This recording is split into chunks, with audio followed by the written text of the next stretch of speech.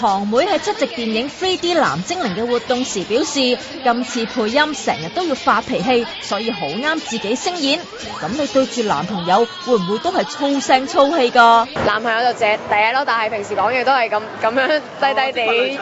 覺地咁樣咯，係啊。你有冇睇過藍精靈啊？有啊，不過以前嘅印象就會喺幼稚園嗰陣時咯，因為幼稚園會睇卡通片送飯㗎嘛下午，咁所以就係嗰陣時睇，同埋會睇過嗰啲漫畫啊，藍精靈嘅漫畫咯，係有中文嗰啲漫畫咧，係啊，咁所以就覺得啊，今次可以配到個音，好似一個好童年回憶嘅做得翻咁樣咯，係啊。